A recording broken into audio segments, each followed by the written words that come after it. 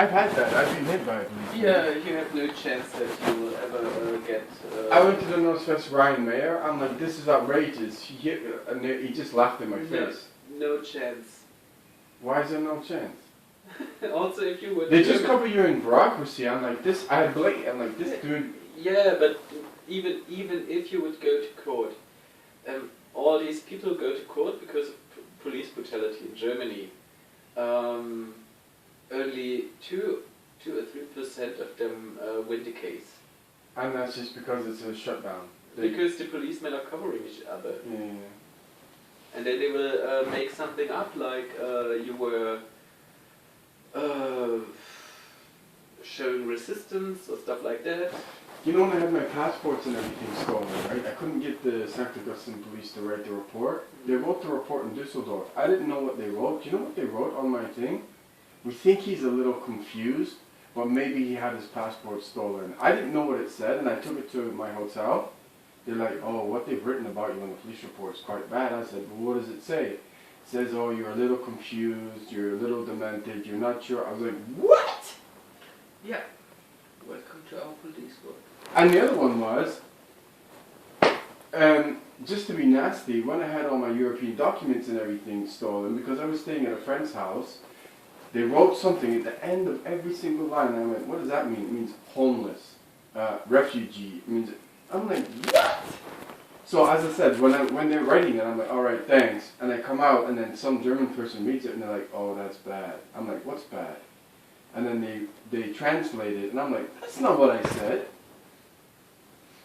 I remember there was a lady, Gabrielle Brand, who was Austrian. She was married to a German police officer. This is a nasty thing, right? He raped. She had a daughter from another husband. He raped her, and he got off.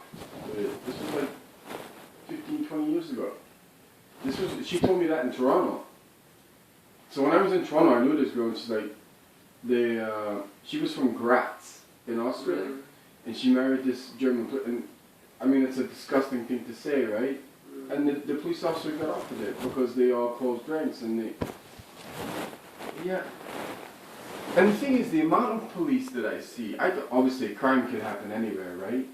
But there seems to be like, this guy in Duisburg, I said, it's not like I'm in South Chicago or something, it's just police everywhere.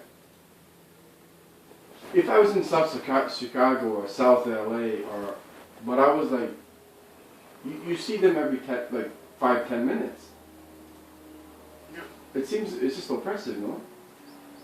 I don't want to see a police car when I'm walking on a Sunday afternoon, 5, 6. There were a lot of Germans watching that.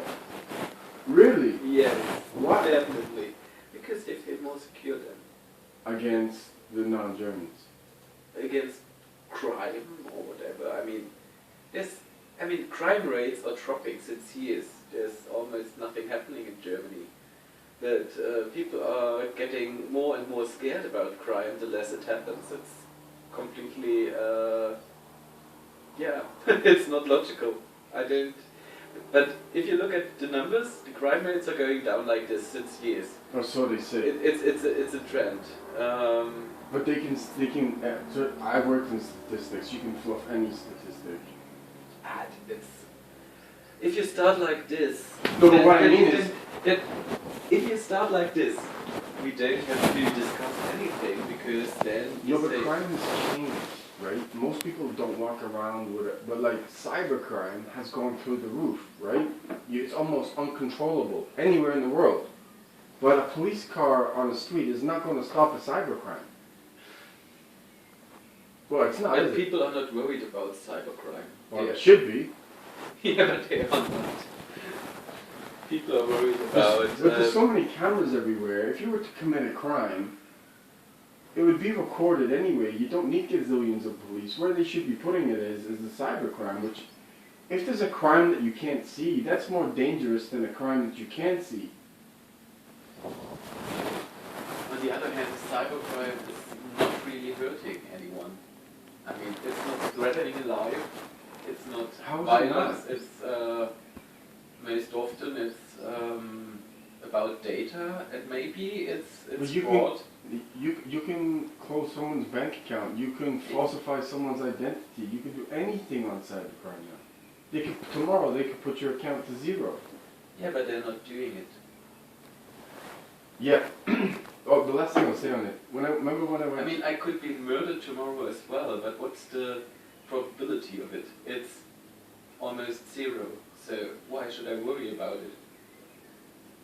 I could be worried all the time, yeah. About cybercrime, about being murdered. No, but I'm concerned, right? Because I have a high-profile case. I'm not in Germany, and these things that you're talking to me about,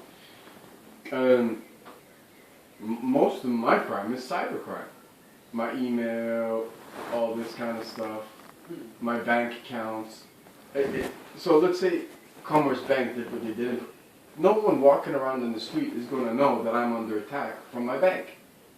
And essentially, it could kill me because if I can't eat and I can't get an apartment, what am I going to do? You know what I mean? It still is dangerous. It's just not overtly blatant as shooting somebody.